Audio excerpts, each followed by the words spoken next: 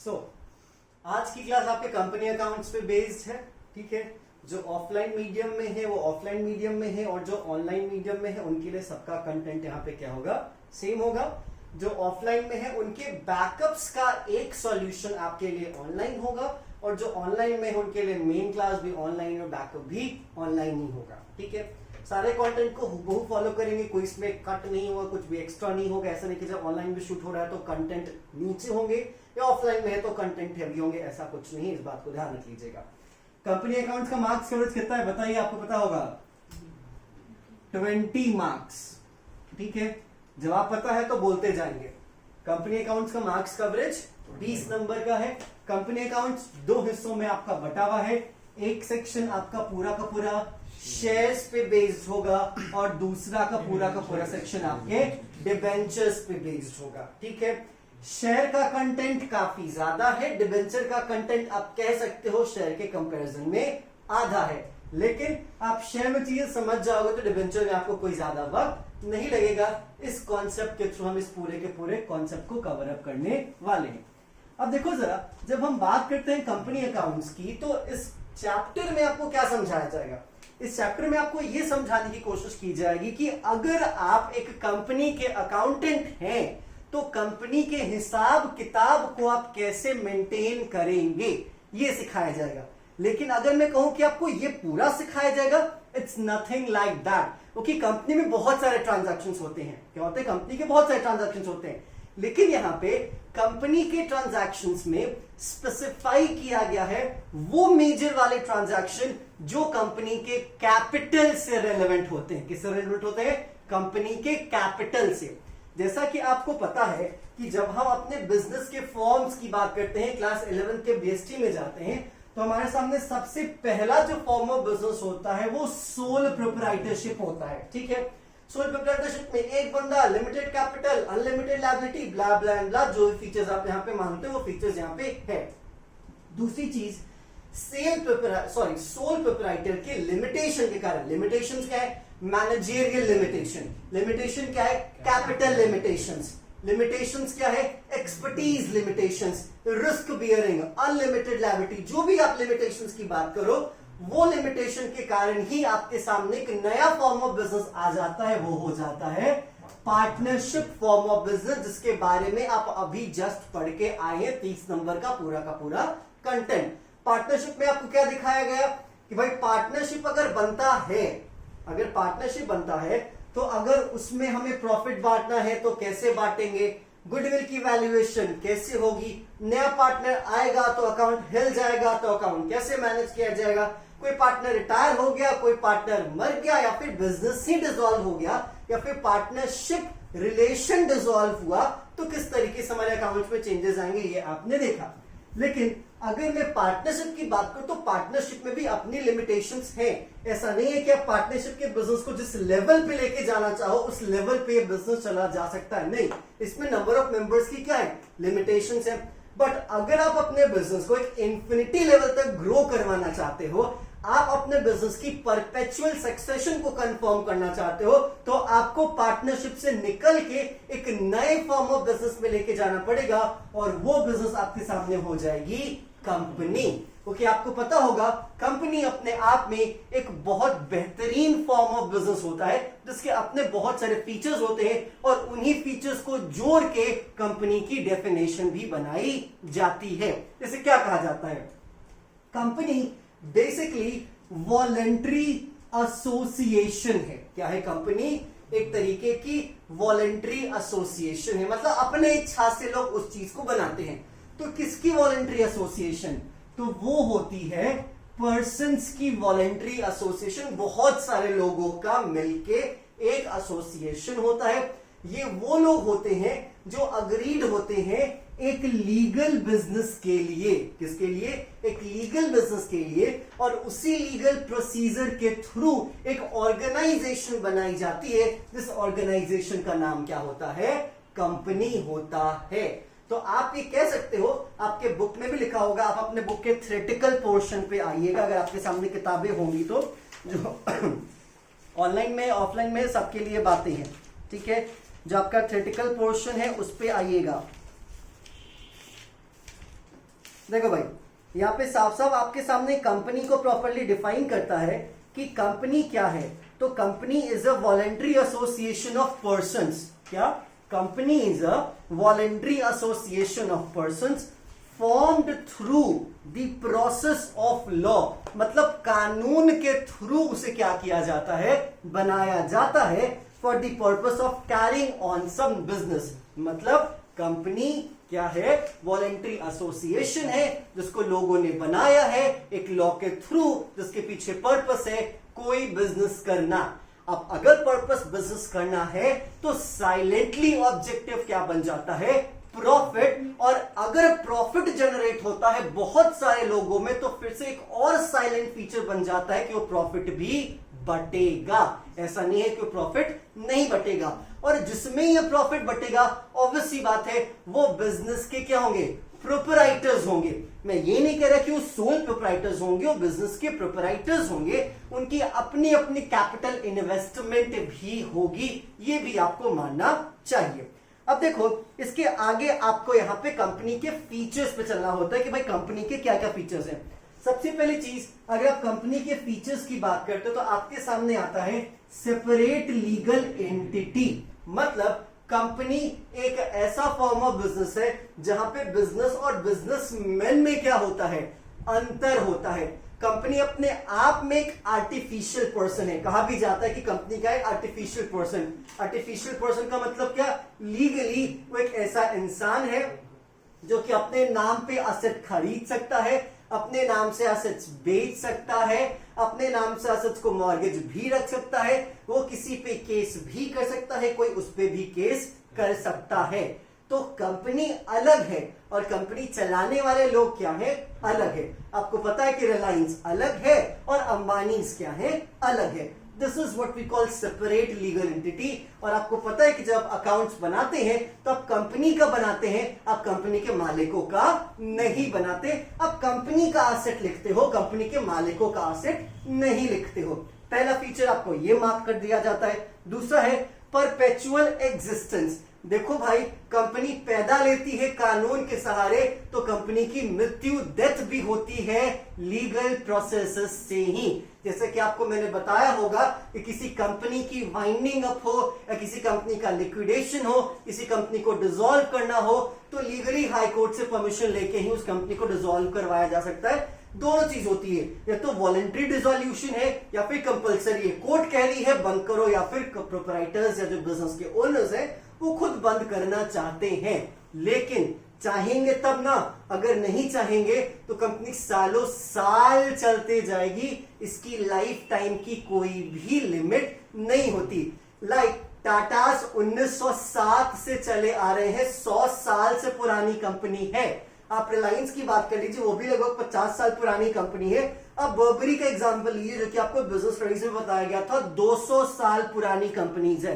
तो ये क्या रिप्रेजेंट करता है? रिप्रेजेंट ये करता है कि कंपनी के चलाने वाले की जिंदगी का कंपनी की जिंदगी पे कोई फर्क नहीं पड़ता। परपेचुअल सक्सेशन की वो बात करते हैं। नेक्स्ट आपके सामने क्या है? Limited liability. ये पॉइंट आपके लिए बहुत ज्यादा जरूरी है। अगर ये पॉइंट आपको याद है तो अच्छा है, नहीं याद है तो भी अच्छा है, आप यहाँ पे पढ़ लेंगे। लिमिटेड लायबिलिटी का मतलब क्या? आपको ये पता होना चाहिए कि कोई भी ऑर्गेनाइजेशन हो, कोई भी फॉर्म ऑफ बिजनेस हो, इट डजंट मैटर, हर फॉर्म ऑफ ऑर्गेनाइजेशन या हर फॉर्म ऑफ बिजनेस की लायबिलिटी अनलिमिटेड होती है। हम ये मेंबर्स की बात करते हैं या हम पार्टनर्स की बात करते हैं कि उसकी लायबिलिटी क्या है। लाइक सोल प्रोप्राइटर में बिजनेस और बिजनेसमैन दोनों की लायबिलिटी अनलिमिटेड होती है। पार्टनरशिप में बिजनेस और बिजनेसमैन दोनों की लायबिलिटी क्या होती है? अनलिमिटेड होती है।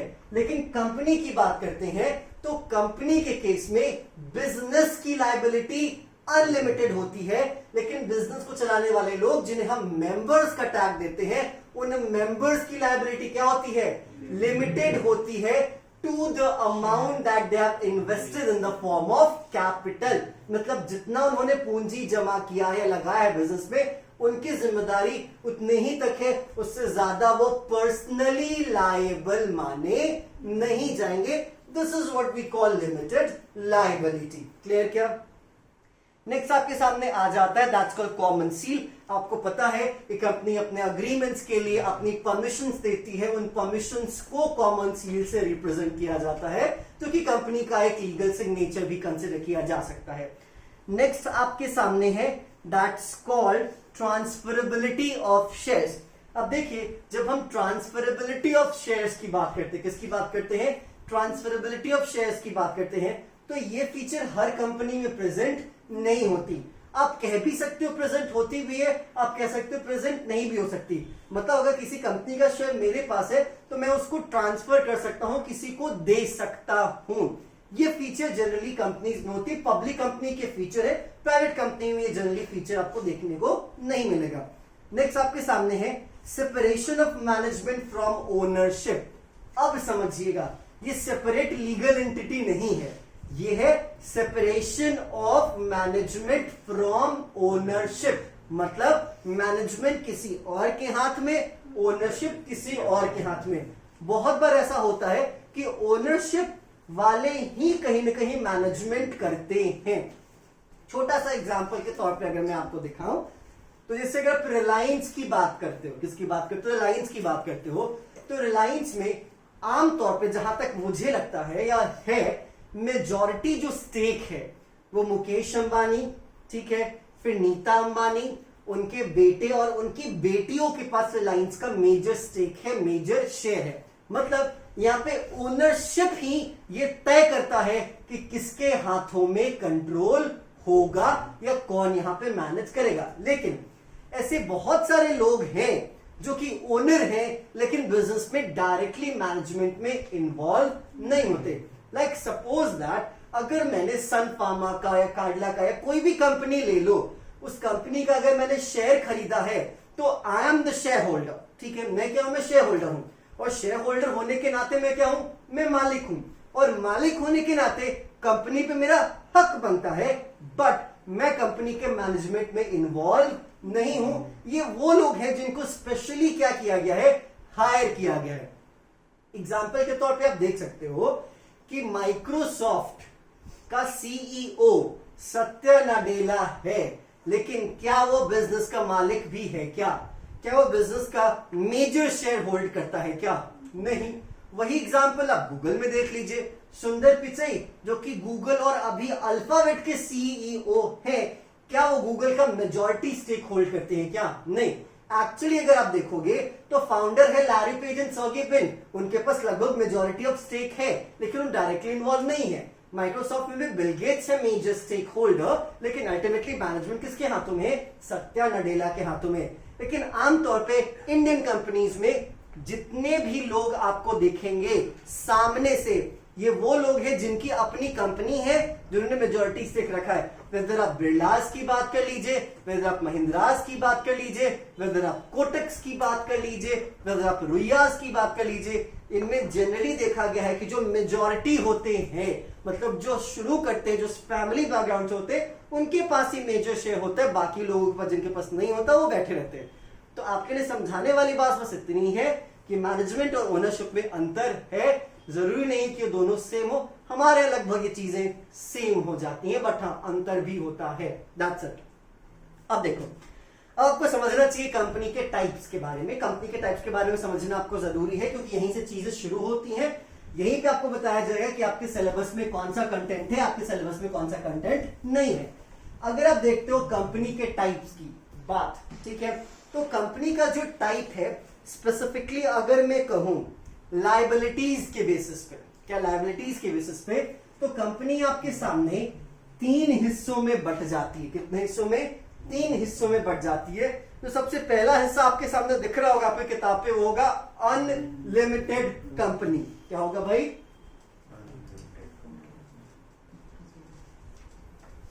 अनलिमिटेड कंपनी बोलो तो क्या? एक ऐसी कंपनी जिस कंपनी में कंपनी की और कंपनी के मेंबर की दोनों की लायबिलिटी क्या है? अनलिमिटेड है। दैट्स इट, ठीक है। दूसरा आपके सामने क्या है? कंपनी लिमिटेड बाय गारंटी, ठीक है।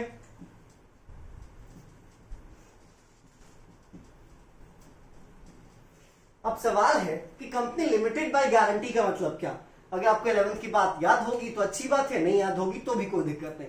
देखो भाई, जब कंपनी शुरू होती है, क्या होता है जब कंपनी शुरू होती है तो कंपनी को शुरू करने वाले जो लोग होते हैं जनरली उन्हें प्रमोटर्स कहा जाता है। क्या कहा जाता है? प्रमोटर्स कहा जाता है, आपको पता होगा, ठीक है। ये वो लोग होते हैं जो कि कंपनी को शुरू करने का आइडिया कंसीव करते हैं, कंपनी के इनिशियल प्रोसेसेस करते हैं और बहुत बार कंपनी को सब्सक्राइब भी करते हैं, मेमोरेंडम पे साइन करते हैं, आर्टिकल पे साइन करते हैं, फिर शेयर होल्डर्स भी बन जाते हैं। ऐसा नहीं है कि नहीं बनते, बन जाते हैं जनरली, ठीक है। लेकिन जब कंपनी शुरू होती है तो बहुत लोग को डर होता है, भाई बिजनेस है, बिजनेस डूब जाएगा, मैं कहां से दूंगा पैसा, डेटर्स को क्रेडिटर्स को कैसे पैसे चुकाए जाएंगे, ये टेंशन होती है दिमाग में, ठीक है। तो जो लोग काफी कॉन्फिडेंट होते हैं वो आके कहते हैं कि कोई दिक्कत नहीं, चलो करते हैं बिजनेस। अगर बिजनेस डूब जाता है, सपोज दैट एक बंदा कह रहा है कि अगर बिजनेस डूब जाता है तो मैं 5 करोड़ की गारंटी देता हूं, डूबने के वक्त में पैसा दूंगा ताकि कंपनी की लायबिलिटीज का पे ऑफ किया जा सके, कंपनी की डेट को चुकाया जा सके। तो उस बंदे ने क्या कहा, उसकी लाइन समझिएगा। उसने कहा ठीक है, चलो मैं गारंटी देता हूं कि कंपनी के डूबने के वक्त कंपनी की डेट को पे ऑफ करने के लिए मैं 5 करोड़ की गारंटी देता हूं। दैट्स इट, विच मीन्स उसकी लायबिलिटी उसके गारंटीड अमाउंट तक जाएगी, ऐसा नहीं कि अनलिमिटेड अमाउंट तक जाएगी। एक तो उसको शेयर का तो पैसा चुकाना पड़ेगा, जितना भी उसके पास शेयर्स है, अगर फुल्ली पेड अप है, पूरा पूरा पैसा चुका दिया तो कोई दिक्कत नहीं। अगर उसने नहीं चुकाया तो पहले उससे शेयर्स का पैसा मांगा जाएगा लीगली, और दूसरा कहा जाएगा, याद दिलाया जाएगा कि भैया सुनो, तुमने गारंटी दी थी, तुमको पैसा उतना देना पड़ेगा क्योंकि कंपनी के क्रेडिटर्स बाहर बैठे हुए हैं। तो अगर कंपनी का गैप आ रहा है 3 करोड़ का, कंपनी के पास पैसे की कमी 3 करोड़ है, गारंटी कितने तक है? 5 करोड़। कितना मांगा जाएगा? 5 नहीं, जितना जरूरत है उतना ही मांगा जाएगा, बाकी 2 करोड़ क्या करेंगे? ऐसा थोड़ी कि तुम्हारा पैसा लेंगे फिर बांट लेंगे, इट्स नथिंग लाइक दैट। मतलब जितना भी गैप होगा फुलफिल किया जाएगा। व्हाट इफ 10 करोड़ की पेमेंट बाकी है तो कितना मांगा जाएगा? 5 ही मांगा जाएगा, क्योंकि लिमिट कितनी है? 5 तक। गारंटी कितना दिया उसने? 5 का। तो ये सिस्टम होता है कंपनी लिमिटेड बाय गारंटी का। ये बात समझ में आई? चलो, थर्ड होगा आपके सामने कंपनी लिमिटेड बाय शेयर्स।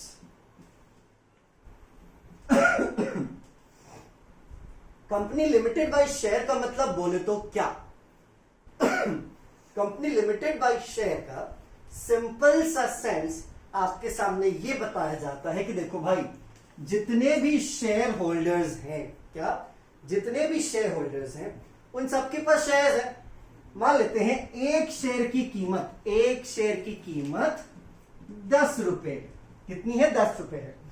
अभी तक उन्होंने कंपनी में 7 रुपए जमा कर दिया, ठीक है। कितना नहीं जमा किया? 3 रुपए। तो अगर कंपनी वाइंड अप में जाती है या फिर कंपनी लिक्विडेट होती है तो उस वक्त पैसे की जरूरत पड़ेगी क्रेडिटर्स को पे ऑफ करने के लिए। That's it. चलो भाई, जरूरत पड़ेगी पे ऑफ करने के लिए, अग्रीड। मैटर है कि यहां पे कंपनी को पे करना है 10 रुपए। कंपनी को कितना पे करना है? 10 रुपए, ठीक है। सवाल यहां पे ये है कि अल्टीमेटली कंपनी के पास पैसे कहां से आएंगे? मालिक देगा, लेकिन मालिक कितना देगा? 3 ही रुपए देगा, क्योंकि कंपनी कौन सी कंपनी है? Limited by share. मतलब शेयर पे जितना पैसा नहीं दिया है शेयर होल्डर उतना ही देगा, उससे 1 फूटी कौड़ी एक्स्ट्रा पैसा नहीं देगा। बात यहीं पे हो जाती है खत्म। This is what we call limited by share. आपके सिलेबस का हिस्सा कौन सा होगा? क्योंकि कंपनी के 3 प्रोफाइल, तीनों की अलग अलग तरीके से ट्रीटमेंट, तो आपके सिलेबस का ये हिस्सा नहीं है, आपके सिलेबस का ये भी हिस्सा नहीं है। तो जो बचा, मतलब ऐसी कंपनी जो कंपनी लिमिटेड बाय शेयर्स है, इसी की अकाउंटिंग आपको यहां पे सिखाई जाएगी। मतलब गारंटी एक्सपेक्ट मत कीजिएगा, अपन लिमिटेड लायबिलिटी एक्सपेक्ट मत कीजिएगा। बात होगी शेयर की कि भाई कितना देगा, कितना नहीं देगा, कितना मांगेगी, कितना नहीं मांगेगी, क्योंकि बहुत बार साइलेंट होगा क्वेश्चन। बहुत बार क्वेश्चन क्या होगा, साइलेंट होगा। तो जब गारंटी बोलेगा तो ना गारंटी की बात होगी, और गारंटी सिलेबस का हिस्सा नहीं है। तो अब इस कॉन्सेप्ट को लेके चलेंगे। एक छोटी सी बात लगे हाथ बता देते हैं, उम्मीद आपको याद होगा। गारंटी का पैसा बस और बस वाइंडिंग अप के टाइम मांगा जा सकता है। शेयर का पैसा कंपनी के लाइफ टाइम में किसी भी वक्त मांगा जा सकता है। ये बात समझ में आई आपको? क्लियर क्या? चलिए, यहां पे बात हो गई आपके सामने कंपनी के टाइप की on the basis of liability. अभी और भी कुछ टाइप की कंपनीज हैं, ठीक है। जैसे एक तरफ आपके सामने प्राइवेट कंपनी हो जाती है, पब्लिक कंपनी हो जाती है, और 1% कंपनी। क्या हो जाता है? 1% कंपनी। सवाल है कि प्राइवेट कंपनी क्या है, ये पब्लिक कंपनी क्या है, और ये 1% कंपनी क्या है। इस बात को समझना चाहिए। आप ये जानिए पब्लिक कंपनी क्या है, लेकिन इससे पहले प्राइवेट जान लीजिए। देखो आपके बुक में ये प्राइवेट की फीचर्स क्या है, आपके बुक में प्राइवेट के फीचर्स हैं। प्राइवेट कंपनी की अगर डेफिनेशन की बात आती है तो आपके सामने सेक्शन 2 सबसेक्शन 68 और पब्लिक को लेके सेक्शन 2 सबसेक्शन 71, ठीक है। ये आपके सेक्शन है। सेक्शन से याद करने की जरूरत नहीं है, बट हाँ एक बोलने के फ्लो को बेहतर बनाने के लिए लोग सेक्शंस बोलते हैं ताकि थोड़ा सा वट पड़े, लाइक दैट, समझे ना। तो ये सीन है, ठीक है। देखो भाई, as per companies act 2013 section 2 subsection 68, private company defined as, मैं आगे नहीं बोल रहा क्योंकि आपको लीगल टर्म या लीगल लैंग्वेज नहीं जानना। प्राइवेट कंपनी को डिफाइन करने के लिए आपको 3 शब्दों की जरूरत पड़ती है, ठीक है। अल्फाबेट्स में कहूं RLP, क्या? RLP, R for restriction, L for limitation and P for prohibition. तो प्राइवेट कंपनी ऐसी कंपनी होती है जिस कंपनी पे रिस्ट्रिक्शन होता है, जिस कंपनी पे लिमिटेशन लगाया जाता है, जिस कंपनी को प्रोहिबिट किया जाता है। तो सवाल है किस चीज से रिस्ट्रिक्ट किया जाएगा, किस चीज पे लिमिट लगाई जाएगी, और किस चीज से प्रोहिबिट किया जाएगा। देखो भाई, प्राइवेट कंपनी के शेयर्स की ट्रांसफरेबिलिटी पे रिस्ट्रिक्शन लगाए गए हैं। मतलब प्राइवेट कंपनी के मेंबर्स शेयर को ट्रांसफर नहीं कर सकते by the provision of article of association, ठीक है। तो इस चीज की रिस्ट्रिक्शन है, क्या है, बंदिशें लगाई गई है कि आप नहीं कर सकते। अगर प्राइवेट कंपनी के मेंबर है, आपके पास शेयर है, आप नहीं ट्रांसफर कर सकते। दैट्स इट, बात यहीं पे खत्म हो जाती है, पहली चीज। दूसरी चीज, लिमिटेशन की बात आती है। भाई किस चीज पे लिमिटेशंस लगाए गए हैं? नंबर ऑफ पर्सन, क्या? नंबर ऑफ पर्सन पे यहां पे लिमिटेशन लगाए गए हैं। आप यहां पे देख लोगे कि एक प्राइवेट कंपनी में मात्र और मात्र मैक्सिमम अति से अति ज्यादा से ज्यादा 200 लोगों को ही एज अ मेंबर के तौर पे एक्सेप्ट किया जाएगा। एक्सक्लूडिंग, हटा दो, किनको हटाओगे? पास्ट एम्प्लॉइज, मतलब पुराने एम्प्लॉइज को भी आप दे देते हो शेयर, ऐसा नहीं कि नहीं देते, आप उनको क्या करोगे? हटाओगे, ठीक है। हटाने के बाद आपको एक और लोगों को हटाना पड़ेगा, that's called present employ, which means present employ and past employ. मतलब आप एम्प्लॉय को शेयर देते हो ना। फॉर एग्जाम्पल अगर मैं अपनी बात करूं तो अगर मान लेते हैं आकार्य, ठीक है, एक प्राइवेट कंपनी है, वो अपने फैकल्टीज में अगर शेयर दे देता है, या फिर अपने किसी मार्केटिंग एम्प्लॉय या फिर जो भी एम्प्लॉय को शेयर बांटेगा, भाई 2% प्रॉफिट का हिस्सा तुमको, या फिर 2% बिजनेस का शेयर तुमको, 2% बिजनेस का शेयर तुमको, 2% बिजनेस का शेयर तुमको। सवाल है कि ऐसे कर करके मैंने 5 लोग को 2-2% बांटे तो मेरा 10% चला गया, मेरा 10% चला गया। तो सवाल है कि क्या वो 5 लोग मेरे लिए 200 में काउंट किए जाएंगे? नहीं, वो 5 लोग मेरे लिए 200 में काउंट नहीं किए जाएंगे, क्योंकि जब वो जाएंगे तो वापस वो चीज छोड़ के जाएंगे, वो लेके नहीं जाएंगे। ये छोटी सी बात आपको समझनी होती है, क्योंकि यहाँ पे एम्प्लॉइज को बांटे हुए शेयर्स को हम काउंट नहीं करते, क्योंकि एम्प्लॉय माना जाएगा, फॉर्मली आपके लिए वो मेंबर या पर्सन नहीं होगा। तो इस चीज पे बंदिश लगाई जाती है, ठीक है। लिमिटेशंस है। तीसरी और सबसे इंपॉर्टेंट चीज प्रोहिबिशन। क्या है? प्रोहिबिशन। समझिएगा, प्रोहिबिशन किस चीज पे? कि आप प्राइवेट कंपनी पब्लिक में कोई भी शेयर्स या कोई भी फाइनेंशियल सिक्योरिटी इशू नहीं कर सकता। ये प्रोहिबिटेड है, मना है, मतलब मना है। आप इसको ओवर काउंटर नहीं कर सकते। यहां पे देखिए लिखा भी क्या रहता है?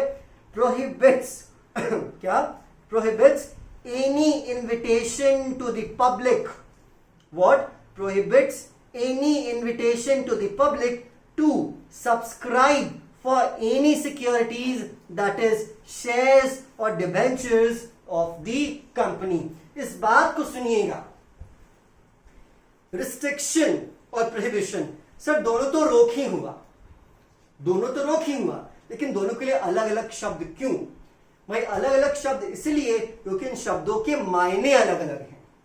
रिस्ट्रिक्शन में रिस्ट्रिक्शन हटने की गुंजाइश होती है, लेकिन प्रोहिबिट का मतलब नो, मतलब नो, आप नहीं कर सकते, मतलब नहीं कर सकते। तो सर रिस्ट्रिक्शन है तो शेयर ट्रांसफरेबल हो सकते हैं, व्हाई नॉट? मैंने क्या कहा? जब मैंने रिस्ट्रिक्शन की बात कही तो आपको बताया कि restriction in transferability of share पे under the laws of article of association. मतलब आर्टिकल ऑफ एसोसिएशन सर अगर इजाजत दे और परमिशन ले ले सभी लोग से तो कर सकते हैं क्या? हां जी, कर सकते हैं। कंपनी की अथॉरिटीज और आर्टिकल ऑफ एसोसिएशन में इस बात का प्रोविजन रखा गया है कि शेयर ऐसे ट्रांसफर होंगे, विच मीन्स शेयर ऐसे ट्रांसफरेबल है, शेयर की ट्रांसफरेबिलिटी पे वो रिस्ट्रिक्शन माना नहीं जाएगा। मतलब रिस्ट्रिक्शन हट सकता है, प्रोहिबिशन हट नहीं सकता। ये सीन होता है प्राइवेट कंपनी का under section 2 subsection 68 of companies act 2013। अब आते हैं पब्लिक कंपनी।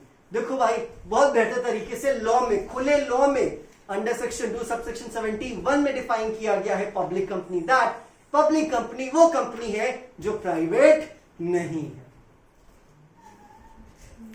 अब मत खोजिए किताब में कि कोई पैरा मिलेगा, लाइन मिलेगा। आपने पूरी कथा कहानी सुनी प्राइवेट की, और जब पब्लिक को डिफाइन करने की बात आई तो आपको कहा गया कि पब्लिक वो है जो प्राइवेट नहीं है। प्राइवेट कौन है? जिस पे रिस्ट्रिक्शन, जिस पे लिमिटेशन, जिस पे प्रोहिबिशन है। तो पब्लिक कौन? जिस पे रिस्ट्रिक्शन नहीं, जिस पे लिमिटेशन नहीं, और जिस पे कोई भी प्रोहिबिशन नहीं। ये फंडा होता है आपकी पब्लिक कंपनी का। That's it. उम्मीद आपको समझ में आ चुका होगा। कोई दिक्कत इसमें? चलिए तो एक और कंपनी तो है ना ओपीसी, तो उसमें भी तो होना चाहिए डेफिनेशन में, which is not a private और OPC that is known as public. OPC is always private. All the OPC is private, but all the private is not OPC. इस बात पे आएंगे, OPC पे हम डिस्कस करेंगे, ऐसा नहीं कि नहीं करेंगे। तो चलिए अभी के सेशन में इतना ही। आप इस चीज को कवर अप कीजिए, कोई प्रॉब्लम पूछिए, फिर हम चलेंगे OPC और फिर हम बात करेंगे शेयर्स पे, प्रॉपर्ली शेयर्स पे चलेंगे। क्लियर क्या?